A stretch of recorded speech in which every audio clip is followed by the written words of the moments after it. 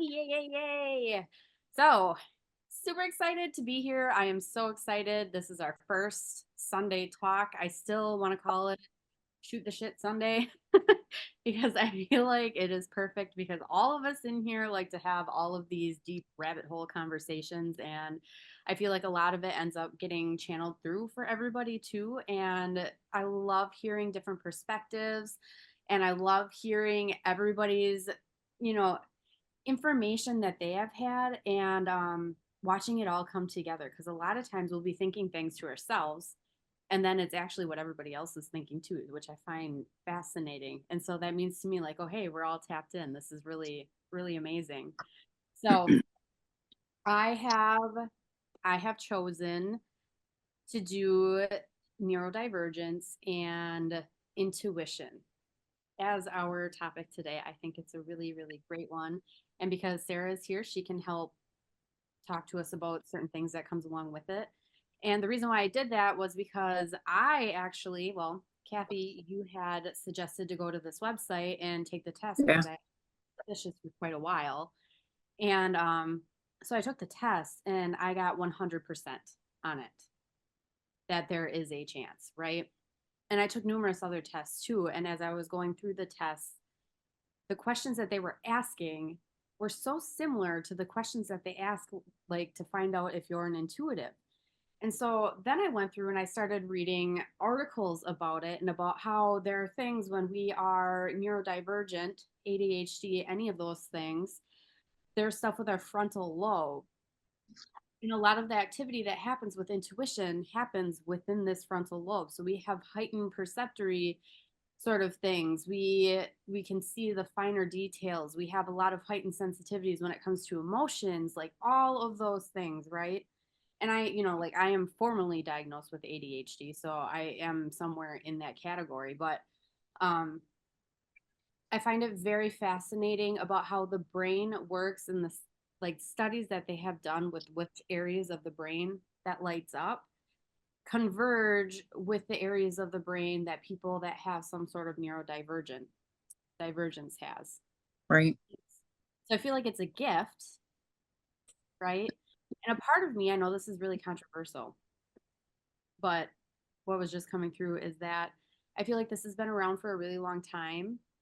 And that when they say that the divergence or whatever, they put a bad name on it. I feel like it was actually, in a way, a gift that was hidden for some people, right? It was made to be a bad thing. Yeah. And I think it is. I think it's a beautiful thing because I think everybody has a different gift. And If you so, think about a long, long time ago, they would Mhm. institutionalize people. And that's where I was going to go with. I was thinking that same thing. Yeah. Yep, because they were crazy. Yep. right. Yep. And if you follow our history, anything that has to do with that is like outside the box of organized religion, right? Anything that has to do with anything on this side of the world, a lot of people were crazy. They were ostracized. They were all Yeah. these things. And now we have a medical term put on a lot of stuff, right? And so it makes you wonder where a lot of these things stemmed from. How far back does it go? Have neurodivergence always just been intuitives?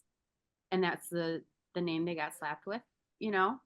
I think people were probably scared, that they were scared that they didn't fit in with all the religious, like, Hmm. all the Quakers and everything. That just everyone didn't fit into the mold. Right. Well, and that's what's interesting. Now that's what I'm saying. I think the psychologists want to put you in a mental box that goes with the books because, oh, heaven forbid you can't be in this other. I mean, there are still rules, there's still laws that you cannot give psychic readings. There's in some states. So it is. It's the same thing, but they have to put that label on it. Right. They just have to. Because either they don't know what to do with it. I mean, does anybody use that? It's the same thing. It's like you can't use the word that it's an intuitive coach. You know what I'm saying? It's the same. It's all the stupid labels. Right. Yeah. And the funny thing, And so, yeah, so I think there is I think there is mental illness that does happen that needs medication, but that doesn't mean they're not incredibly intuitive also. right. And it's usually they are, Mhm. but this other is either more, I don't know, not necessarily more prevalent, but it's like, I know what to do with this. I can give you some medication to help with this. This other, I don't know what to do, or try to give you medication to shut it all down. Mhm. Because the schizophrenic sees things. Not saying that there isn't something going on with their brains, but they see things. They're having that visual, and it's scary. Like, Yeah. well, maybe they have to decipher what is, like, Yeah, like you have to be like, I only want good. So you have to decipher, like they have to have the power to be able to decipher yeah, what's good and what's not good. right. And it's And I all been think, looked at as like almost like a negative thing where nothing in the form of development when it comes to this sort of stuff has been encouraging people to access the gifts that they do have alongside of the mental health sort of thing, right? Like the diagnoses are very, very real. mhm, Right? Like it's yes, real. And it's almost like this extra stuff comes with it. yes, They haven't been able to tap into their gifts if they have them. And I think that would help actually soothe a mhm, lot of things that are happening if they were able yes, to yeah, utilize it's their gift. It's a gift, I feel. So that was just like my whole sense. And it's funny that you were talking about the like psychiatry and stuff like that because my counselor, Eddie, give me that please. My counselor told me to never speak a word of what is true to my psychologist. yeah, Do not tell him right. because it coincides with seeing, Mhm, hearing, hearing yeah, voice, all of those different things when I know I'm not yeah, I'm and so I wonder if a lot of the people in history were actually seeing and using their intuition and because people didn't understand it, they got placed somewhere. right, exactly. Well, yeah, that's the same thing how they would try all sorts of stuff like the bloodletting and the lobotomies and like trying to, get rid of the evil, because back then, just even now, then when you went to the dentist, they didn't numb you, they gave you a shot of whiskey and here you go. It's Yeah, everything changes with time. yeah, And so the other thing that I found really interesting, and I had ran across this, and I can't remember, I wish I had the source that it came from. I don't know if I was listening to something or I read it, but our 2000s babies, because they are way more intuitive anyways, and they're much more high vibrational energy, we're seeing a lot more emergence yeah, sort of things with them. And so what I understood and what I took away from the information was that our bodies were not designed to handle that sort of vibrational frequency because it is very high. And right. so what happens when our soul comes in, our physical body kind of short wires. Yeah, And then we end up getting the neurodivergence. So I found that really interesting because if you pay attention to the timeline, obviously there's a lot more awareness, which is another part of this. There's a lot more awareness around it, so of course we're going to see more of it. But I feel like there is a significance that comes with the actual awareness because that is what we're shifting into. We're yes, shifting a much more intuitive era. We switch at the 2000s mark, the next 1000 years, we're going to be in the fields essentially. And that's what these kids are. And we all know intuition comes from the heart chakra. The twos, the numbers of intuition. It's kind of like one of the angel numbers and stuff. And so the more twos you can carry in your chart, the more you are going to have that sort of influence in your life. And so, like looking at a chart, I've seen a few of these now with these 2000s babies.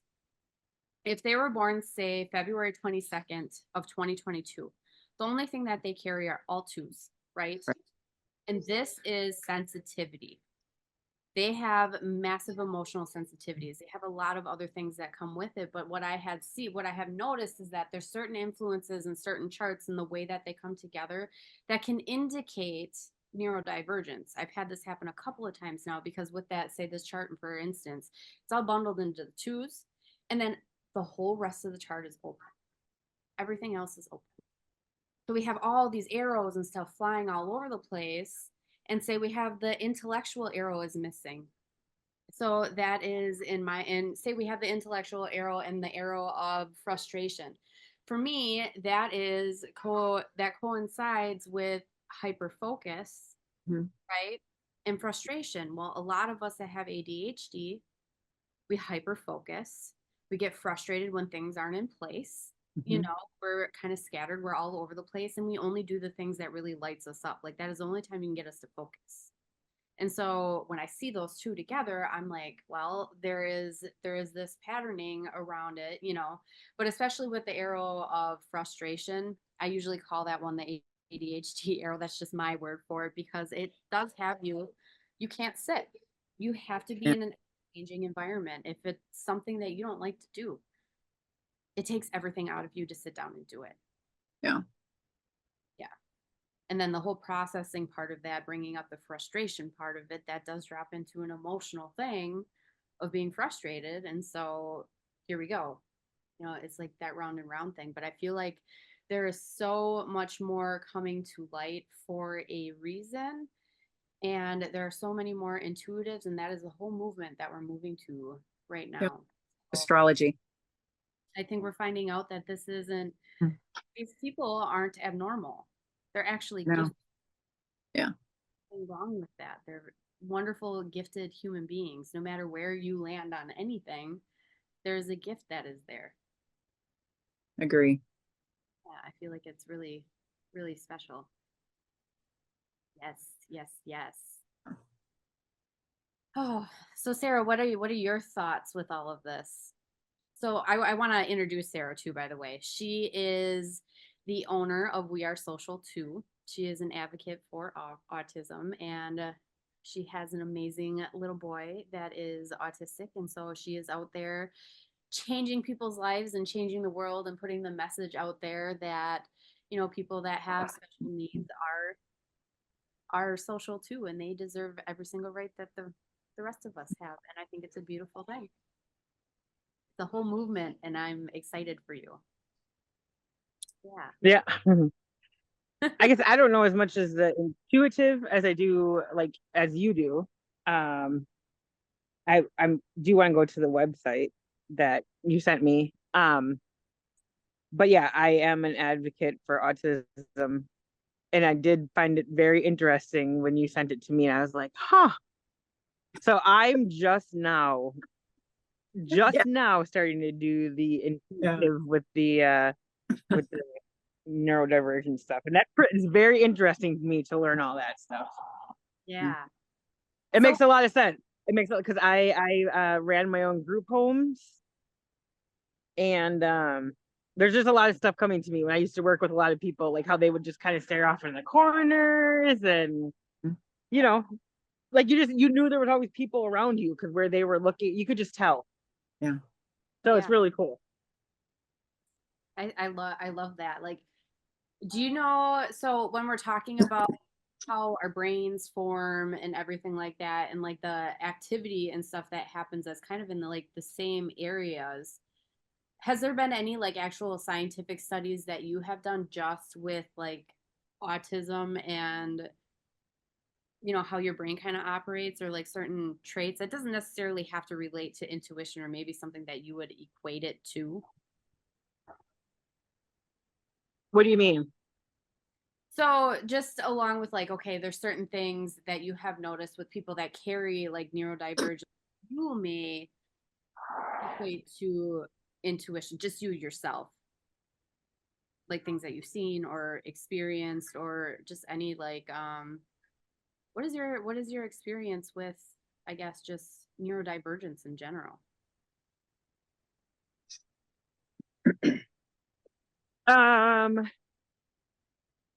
With intuitive?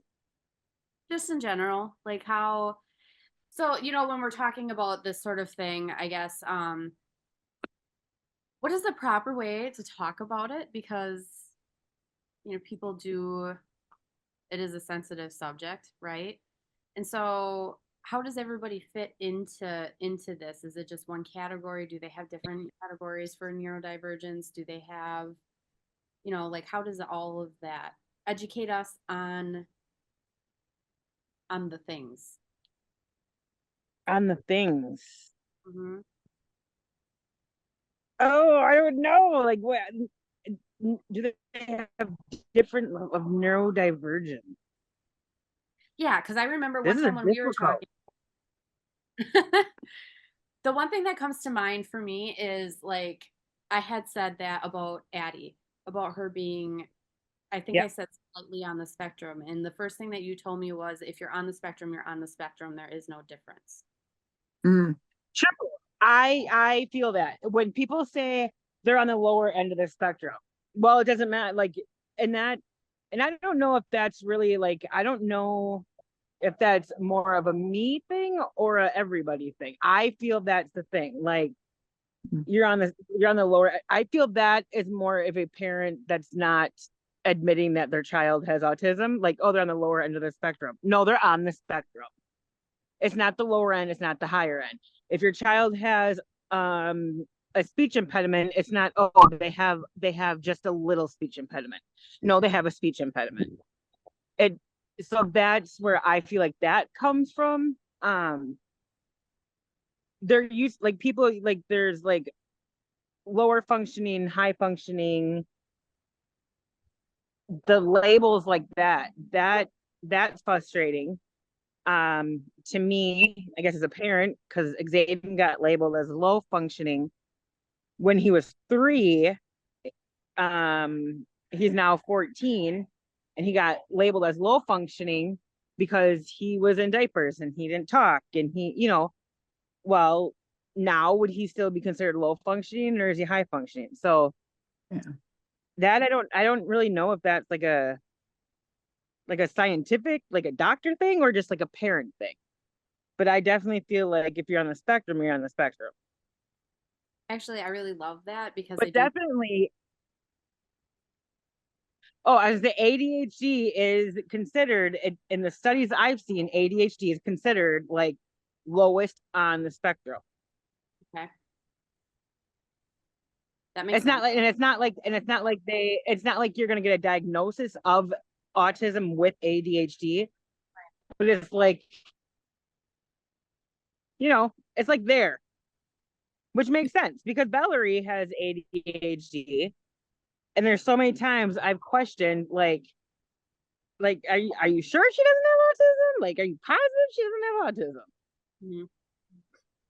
Yeah, because But there's just so like you many and I have overlap. talked, like, there is so many things mimic things. I have PTSD, and that mimics ADHD. So it's because there's a lot of stuff I do that Valerie does, that Xaden does, and it's all brain stuff. mm, Right. yeah.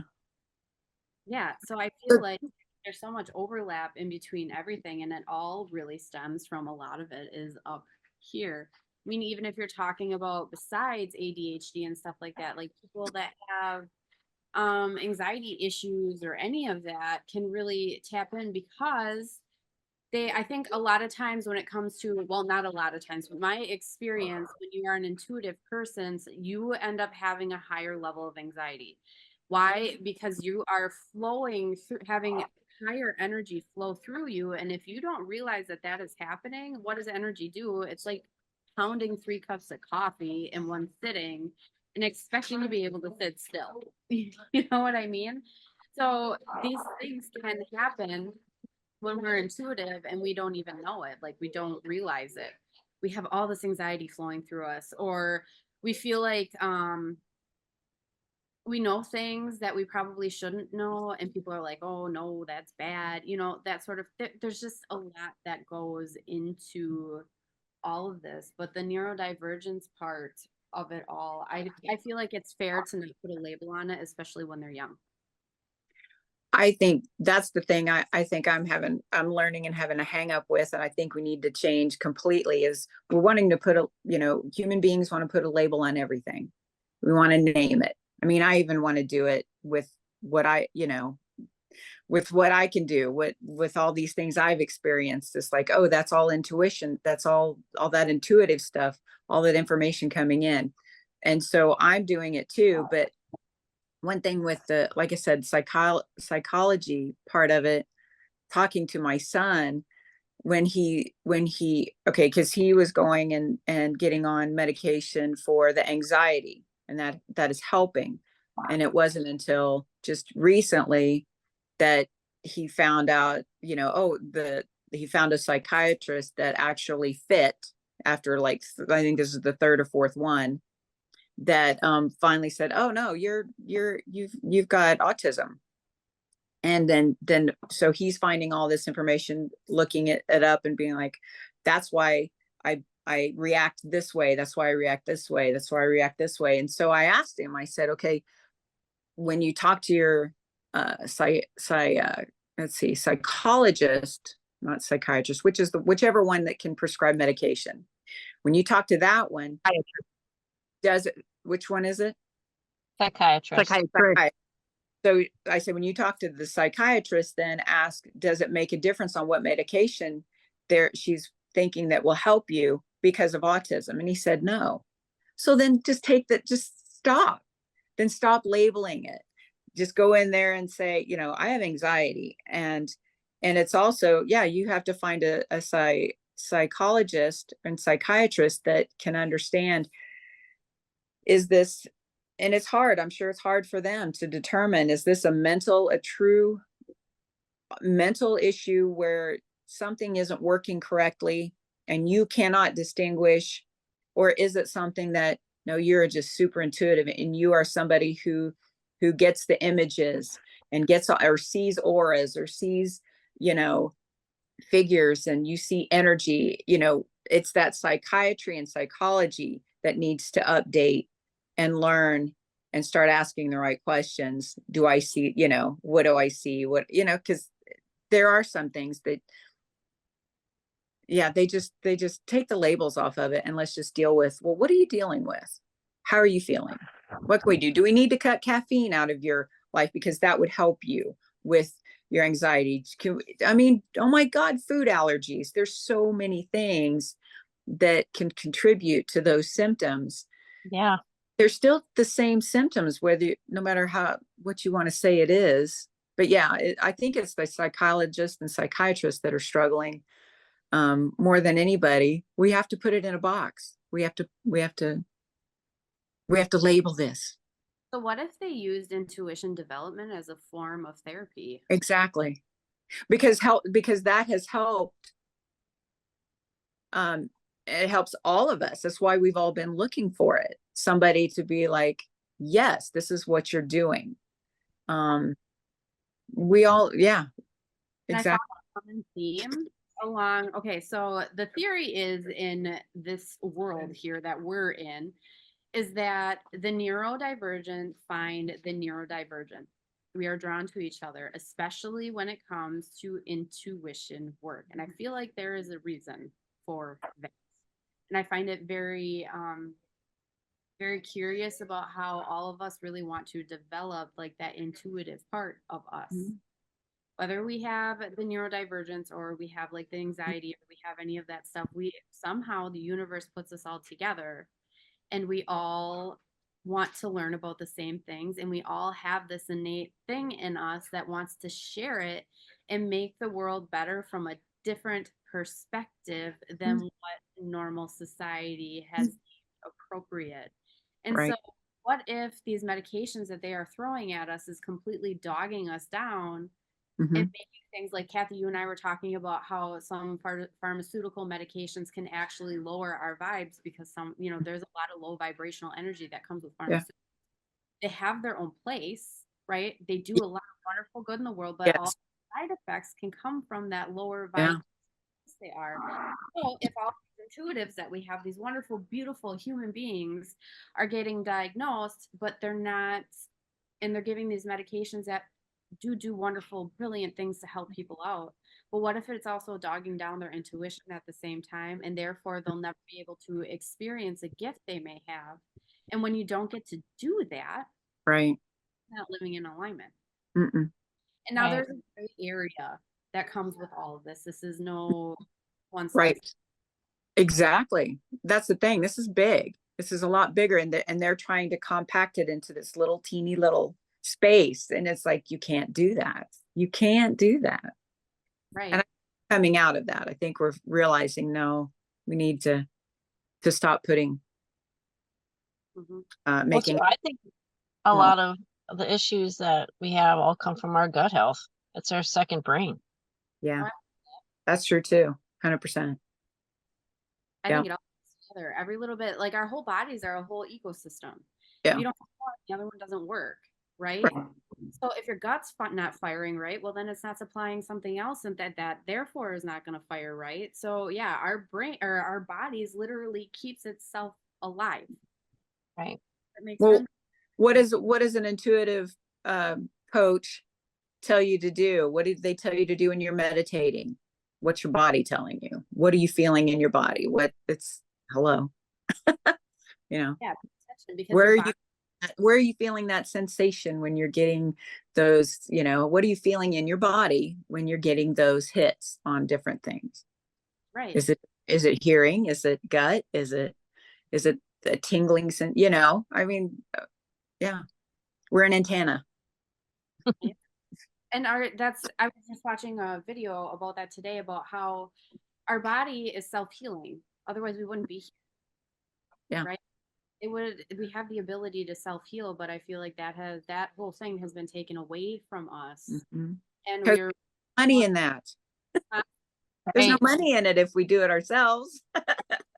exactly, and that's where I was going, is that okay, well, if we all learn how to heal ourselves, what happens to the medical industry and big pharma? Like I don't want to get anybody's undies up in a bunch, but I will Oh. say my personal point of view is that True. big pharma is money hungry, and a lot of times we're on medications that it's a band-aid. We never get Mhm. to the cause of anything. And so a lot of people are turning towards this line of work Yep. because they don't want a band-aid anymore. They're learning Well, that not that, it is deeper, and there is a reason for it. Yeah, they're also forced, with doctors too, they're forced to prescribe medications that patients don't even really need. And they know that. Yeah. They know that. Yeah. And if they say anything about it, that they don't want to do that, then they're the problem. Yep. Right. 100%. Which is crazy. I hear all sorts of stuff. Consequences. There's a lot of consequences to a lot of these medications that they're just willy-nilly prescribing to people. Well, it just creates a need for another medication to fix the symptoms from that medication. Right. Vibey stuff. What were you going to say, Sarah? I said I hear lots of stuff in the salon about things like that. Oh, yeah. Like the the nurses and the ER, like all that talk. Mm-hmm. That's probably really Yeah. hard to listen to, and not It's yep. jump at it. It's like, oh my God, that would be really hard. Oh no, I say what I want to say. Good for you. I am not quiet. Good. Yeah, and like if we're going to be talking along the lines of medication, that is also a big gray scary area, because a lot of pharmaceuticals, like I said, I feel like are low energy, and our bodies are water. So water will literally, when it freezes, carry the imprint of an energy that is by it. You can put like a picture and not have it touching it, and the water will freeze in the formation of that picture, right? It'll freeze a different way if there's a negative energy attached to it versus something that has a positive energy. And our bodies are all water. So if we're consuming this, we're consuming that energy. And what does that energy do? Negative energy, negative vibes makes us sick. 100%. Right. Yeah. And then when we're talking about, say, don't ostracize me, people, but when we're talking about smoking weed, for instance, it is a plant. Every living thing that comes from the earth is a high vibe thing, I feel like, right? Mhm. The food that we put into our bodies, if it's organic and grown from the earth, it has all of that wonderful goodness, high vibrational stuff. to it. So, I mean, if it comes to the terms of like addictions, I think it's intent behind how we are using a lot of medications that brings our vibrational level down. Because if you say you're smoking, what we want to do when we're trying to connect, right? And neurodivergence has a lot to do with dopamine hits, right? We want the dopamine. We don't have the actual like regular dopamine receptors. We don't produce enough, or we have too much, or whatever. So when we're trying to connect intuition wise, sometimes people will smoke to help connect, because what does that do? It gives you a huge dopamine hit. And so now our vibes are this much higher and we feel like we are connecting. And so the fine gray area with like addiction and things like that is, okay, what is your intent behind using this stuff? And that is where your vibes start getting lower. So now I'm not saying go use drugs, right? But I don't feel like plant-based medicine is going to be the thing that really lowers your vibes. I guess I would say it's been used in indigenous cultures for years. Right. Culture, there has been some sort of plant-based medicine that has they use it to open up It's the mind. used for certain meditations. Yes. Yeah. Yeah. And so I don't necessarily think that it's a bad thing when used responsibly, right? Now, if you're somebody that it like just cannot live life at all, you know, and you have to be in that 24/7, or, you know, like life is coming to an end, I guess I would say, then I would say, okay, your vibrations are going to be a little bit lower, even though I don't think marijuana is ever going to kill you, you know? But No, it's not. yeah, I mean, You if can't overdose on it. right. But It just gets expensive. You're right. that's awesome. Well, I mean, we don't have to meet anybody in the back alley anymore, so I guess that's Right. right. Well, too, Well, I you don't mean, want to do that because now for it might be late alcohol, if you do that. Hell no, right? I'll go to the dispensary. But Like alcohol totally lowers your vibration. yes. Oh yeah. It definitely is a depressant. I think anything that is a depressant is definitely, you know, obviously it's lowering your vibration. And then too, a lot of these medications, even if, you know, like my biofreeze here, right? There's arnica in it. Why isn't it just arnica? Why do I have to have yellow number 5 in it? Right. And some blue coloring and some other kind of bullshit in it. You know what I mean? Like it's when it becomes like this chemical stew and you're taking it or putting it all over your body, it's probably not Yeah. great for your Yeah. intuition, your vibration, your whole body. You know what I mean? The whole system. Yeah, I would be curious to see what would come out of actually going back to simplifying things, even though it's not as heavy as a hitter as what our actual real medications are, and they do have their place. I'll keep saying this, actual medication. Right. Kim, you might be able to find something at a dispensary to help you for that. Just saying. Was just there. I'm in Michigan right now. My coffee waiting. So I love you guys. This is so I'm good. waiting to be one with the earth. Yeah. Me too. Oh my gosh, this is so Gonna go get spiritual here in a little while. Yeah. well, My lighter's in my hand. that's the thing though, is that it really does help you connect it for people. Like if we swing it back down to the neurodivergent sort of thing, it can help calm the mind, right? It really helps Right. you Yeah. to tune in and focus into those little bits in the area where of your mind that has been running like crazy. It's a kind of the Well, same with coffee. Coffee can help treat ADHD as long as you're not, you know, like, okay, here's a pound of sugar and whatever else. You know what I mean? You know, fortunately, there's a lot of things that treat ADHD that are, and anything else that are addictive, but there are other things that just take longer to work. They're not heavy hitters, but in the right. long run, they're going to work better. And I feel like the cognitive behavioral therapy paired with stuff is probably one of the best gifts ever, but people don't want to do the work. No. Well, I don't know This if is you, but like when I was my going, like, daughter. oh, go ahead. Oh, I was gonna say with my daughter being ADHD, like I have a hard time. I feel like this is where a lot of like hard drug dependency comes from Mhm. is that when kids were younger, they were prescribed like Ritalin, like take your medication. And I find myself doing that to my daughter with her ADHD. Like, did you take your pill? Because it calms her down. But I really don't want to do that. Like, I would rather her be able to do something natural, like work with it. So she's not like, cause I can see like where in my husband's family, uh, like pill drug dependency is a huge thing. And I'm really worried about that for as an adult with her ADHD.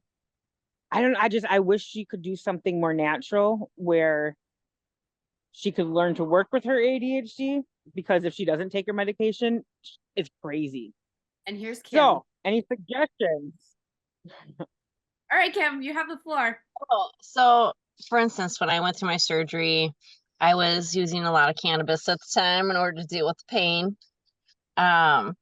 And I also realized that because I had all this time to sit and self-reflect, unlike drinking, where, you know, if something's going wrong in your life, it tends to exacerbate it, you know, like make it way worse.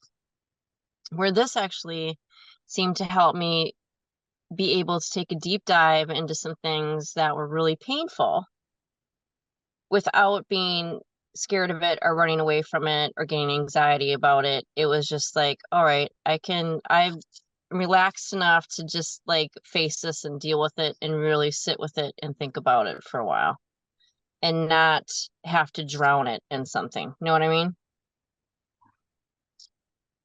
So I think it is actually a really good therapy tool if they allowed it. You know what I mean?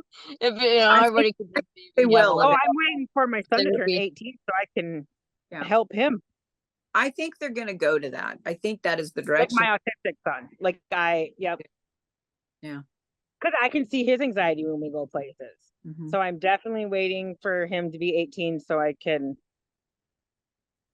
help him with a little edibles. Right? And Kathy, you're saying that you think they're going to start going towards that? Well, look at, I mean, what's available now. We are heading Yep. in that direction. So we're getting there for sure. Because even just in the 90s, these children that were on the Ritalin and all that stuff, and then they became adults and they stopped. It's like, sorry, you're not a child anymore. And then these adults are like, now what the hell do I do? And struggling That's with what I think they became the drug at, like the meth and stuff. yes, because they needed something. And that's where And they that's go. what I'm worried about my daughter. So that was just in the 90s. So Mhm. now look at where we're at. We're heading in the right direction. It's just taking freaking long time, but we're heading in the right direction. Yeah, and like going with that, they have us, they have babies. Their frontal lobes, their lobes, all the lobes in the head, right, are not fully formed until they're what, 26? Something like that. Like at 18, you're getting pretty there. Yeah, But 25, 26. yeah, so it's still learning how to connect. And when we start putting our babies on medications, Mhm. I mean, some of them need them, you know, whatever. But when Right. we put on medications, their brains form and learn to function with an extra substance in there. Mm. It's not going to learn to function on its own without Mm. it.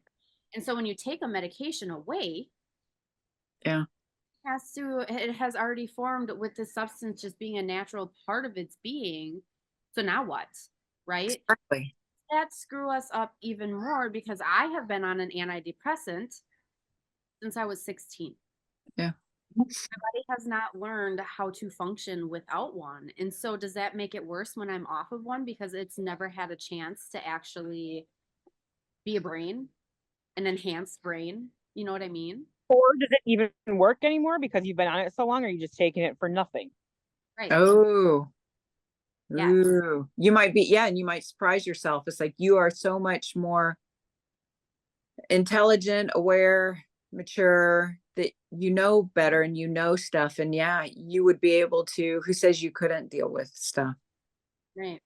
But you know, Or have the guts to work through, and you're in a different space. yeah, because your neurons and your pathways in your brain you take away a medication, it has to relearn how and grow back together. Now, when they're talking about addictions and people that are that are addicts, it takes over a year for their pathways in their brain to start repairing themselves. And that's why a lot of people relapse within the first year, because they haven't gotten past that point. Yeah. It takes a long time for your brain to really repair and heal. Now we're talking about, like, for me, for instance, depressant medications can be very addicting. And so if you're on something for 16 years, though, and longer, whatever, 20 years, those pathways that have been built in your head are so deep. What does that mean when you're trying to get off of it? And how long would it actually take for you to become back to what your, God or whoever actually intended for you to have? Just another kind of form of dampening things down, I think. I don't think a lot of us have had the opportunity to actually really learn how to sit and deal with the spiciness that we have, or the depression that we have, or the anxiety we have. It's just, here's the thing to make it better right away, because we were taught not to deal with it. You don't talk about it. You don't deal with it. Especially when you have babies. Yes. When you are by the the OBGYN after you have your baby. Oh, here you go. You have postpartum depression. Take this. Yes. Is there a way to actually deal with that naturally? I think there is. A lot of it has to do with cognition and actually sitting down and doing the work when it comes to that stuff. And it's hard. Your brain has an ego and it tells you one thing and it's full of shit. Right? So having to fight that all the time and being in a battle in your head all the time is very hard. We're having a heavy hitter sort of medication that takes that away instantly. Most people, because they want to get on with life, but they don't necessarily know the whole repercussions behind that 20 years down the road. You just don't know. We're in an instant fix satisfaction sort of society where the healing work and the energy work and all of that, I feel like, is way more, for me, it's way more beneficial, because you get a why. Why is this happening? Yeah. And I found that a lot of neurodivergent people too have to know a why in order to close a loop and be able to let go of stuff. But that's also that's also the life path 7. So, that's something else we talked about, Kayla. It's like, then you have your numbers that fall into that too. And it's like, yeah, but those are the characteristics of a life path 7. These are the characteristics of Virgo. These are the characteristics of Scorpio. I mean, it all goes together. We're trying to separate everything. And it's like, no, it all goes together. And don't even get me started on hormone therapy, because that annoys me with the, like you said, after you've had a child, they're not doing study, we all needed probably hormone replacement for a little while, not medications for anxiety and depression. Our hormones need help getting back in balance. How about we do that? Yeah. How do we create homeostasis within the Oh my body? God. No, here, take for depression. That's not the problem. You are low on, you've got magnesium and all the vitamins and minerals that you're deficient in. And that is what's causing the depression and the hormone level. And it's like, but it's like, oh no, here, take this pill. That just infuriates me. Mm-hmm. Obviously. I 100% agree. I do feel like there's a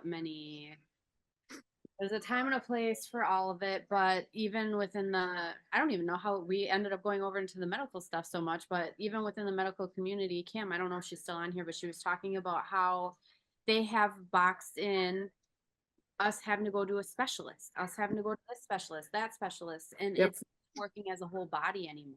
There's no communication between the doctors. No. It's literally your general practitioner is the hub for you to go to get referred out, but then it never comes back around.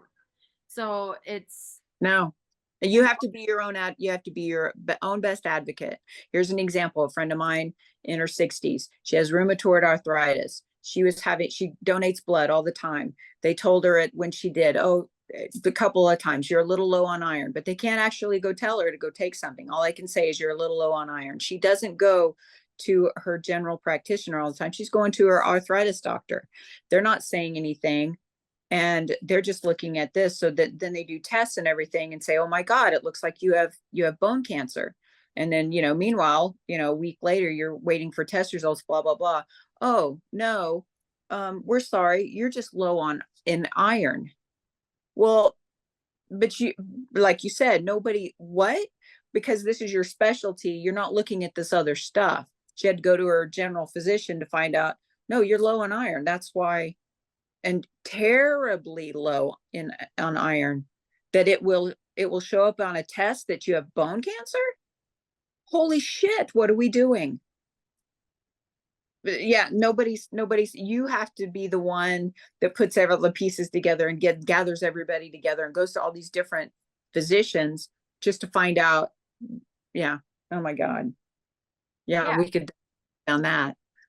I think that there's a whole lot of miscommunication and mismanagement and all Communication, none. Yeah. So a lot of people don't have answers. They want, and so they're turning to the healers. And that is happening right now because there's so many gifted people, right?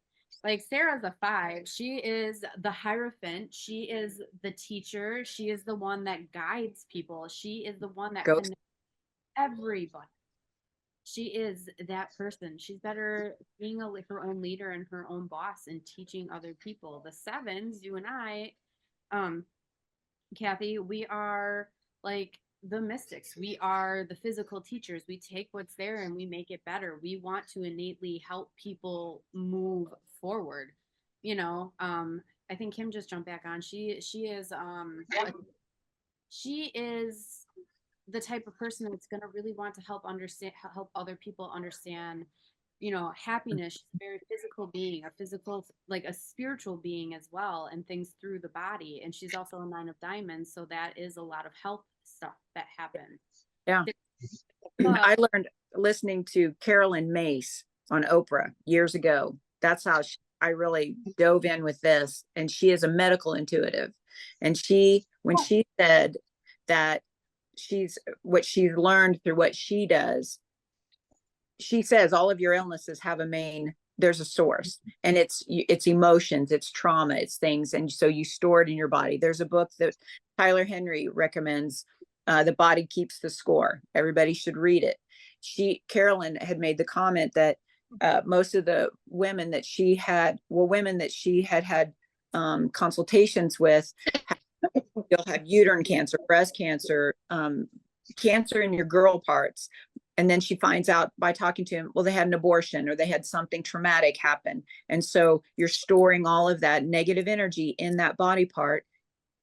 That's where you have Akashic record readings, all of this intuitive stuff will point you in those directions. Reiki will show you in your body where you're holding and storing that whatever. And that's where you get to the root of the problem, not medication. Medication can help you, I guess. Medication, there is a place for it.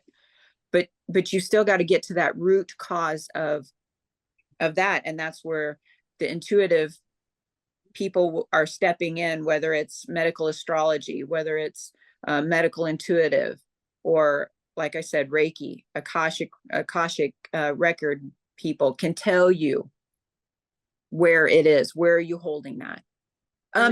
Had Thai yoga, a person who did Thai yoga. She was all like, you're holding, your right side, your left side, right side father, left side mother, or so you can have hip issues because you are holding all of that negative energy in that right side of your hip or whatever because of the masculine energy. It's like, oh my God, it's all right there. And we used to know all this and study all this, and that's why it's all coming up now, because we're just remembering. Yeah, I mean, numerology, my stuff that I do, I can tell you what emotional causing issues, what you need to let go of. It's all frequency work and being able to genetically turn on and off certain that we have inherited or traumas or anything like that. We all have a code. Yep. Code sitting right in front of me. Realistically, like here it is, But yeah, like all of the intuitive stuff with the things like that. It's all about, again, that root cause, because your body does store energy. It's All the of the zodiac signs will tell you, whatever zodiac sign, it'll tell you all your health issues that, Oh, that you do pay attention to. Mhm. Sevens get circulation issues. We're supposed to be moving. Yeah.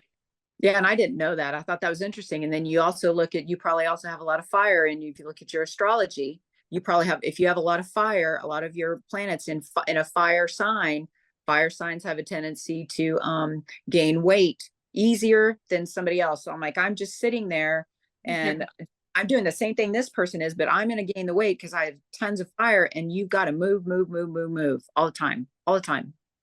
And Absolutely. it goes with the seventh. So that's interesting. By God, we can heal everybody if they just listen. I know, that's the thing. I know. I wish I want to We start. know stuff. We know stuff. Yeah, we just know shit. You know, it's funny. So I had my stretch zone appointment the other day, yesterday, and he actually brought that up too, about storing negative energy in different areas of your body, because he had said, like, you know, when did this accident happen to you? And I told him when. And he said, well, what was going on during that time? And I said, well, I was in a pretty bad marriage, and I was going through like a terrible divorce, right? I was leaving. And he's like, you know, you might want to look into that. So, you know, I Wow. think it's starting to become more and more something that's Yes. taken into consideration, and not so considered like woo woo. You know what I mean? Like, okay, whatever. You know, like sure, you've got trauma stored in your back, but you know, it's taken seriously now. So I think, Yep. you know, times are changing for the better.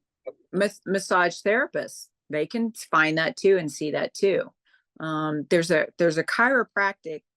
chiropractors are starting to move towards that too. Oh my gosh, we have one. I don't know what it's called, where it's chiropractic, but it's not. It's also energy work, and I don't know what that's called. We actually have a guy that does it, and he doesn't, and he has to be careful how he labels himself, but he's doing energy work through chiropractic stuff and stretching and different things, even with children. And it's cool. I'll think of it and put it in the deal, because I can't think of what he's called. And then you'll be like, oh yeah, I know that they do that here. I just can't think of what it's called. Oh, he also brought up biology of belief too, because he was in a car accident. The guy that's working on me at the stretch zone, and he was saying, you know, too, about just, you know, not giving into the pain, and really, you know, changing structure of his body just by meditation and believing it. You know what I mean? Wow. Yeah, it was really cool. Your frequency, part of it is the meditation. You literally change your structural frequency by entering different vibrational, you know, you're higher. When you're in a low frequency, everything is dense. And so your body is weighed down. It's dense. The denser the energy, it can actually form a physical thing, us, right? And that's how it is. So if we're having something stored in our body, it's going to get denser and denser and denser, right? And then it's going to create Right. and so when you learn how to raise your vibrational energy, I kind of feel like it chips away at that ball of dense energy and just opens it. It's almost like an explosion of like, Yep. energy is dispersed and it's gone, right? It went elsewhere. It went to where it needs to be. It's not just all clustered together in one big spot. And So that's where healing helps, because you help move, and even getting a massage helps you move that energy. You know, I may not be able to do that myself. I need somebody to help me with that. And that's where those things, acupuncture, come in and help you move that out. yeah, it all clusters together in front of like a wall. And energy is neither created nor destroyed, but it can be dispersed. Yeah. You have to all congregate in one little area, and you can dispense it and free yourself of it and give it back to wherever it needs to go. Well, that's a really beautiful thing. So there's a lot of stuff that connects into all of that. And I'm actually, when I am talking to when I go on Veronica's show, The Wholeness Shift, we're going to be talking about genetics and frequency and being able to activate and deactivate and following along these energetic things. that's what we'll be talking about. And it's going to be really, really great because I don't think a lot of people understand or know Mm. how much energy actually affects us. And we use the terms every day. My kids need to go burn off some energy because if they have too much collected in their body, they go nuts, right? It's the same thing with adults. If we have too much negative energy in our body, it's going to go somewhere in our body because it wants to come out, right? That's why they'll tell you, go exercise, go Yes. physical movement and get that. Yeah. Get rid of, yeah. Gives you the dopamine release. And essentially that dopamine release brings you a higher vibe. And now you're way more connected and clear headed and you feel grounded. And yeah, it all science and everything, all of this all ties into one thing. And we've been using these terms forever. They all Mhm. came from somewhere, but we don't even realize that we are using them. A lot of them did come from spiritual stuff. Like I said, you got to go burn off some energy. I need to go get Yeah. some, all of those things. We use it every day. Nobody thinks twice about where the terms actually came from. Mm-mm.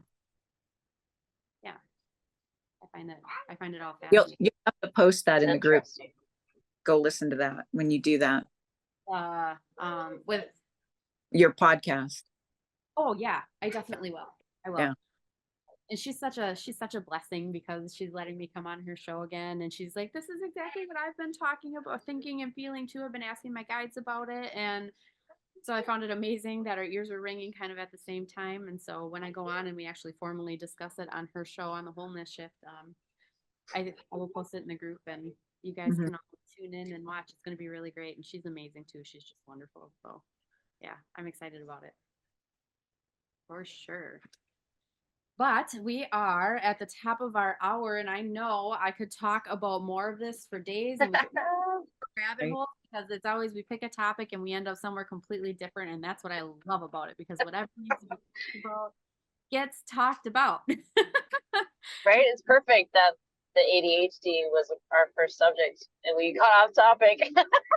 And we did, but Yeah, that's great. that's why it's the rabbit hole. That's just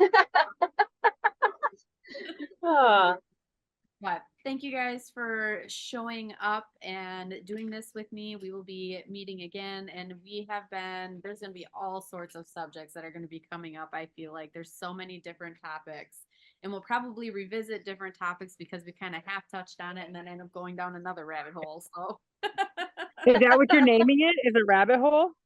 well, I was I going to, like it. I was That's going cute. to Sunday, but I really feel like it's the rabbit hole. It really, That's cute.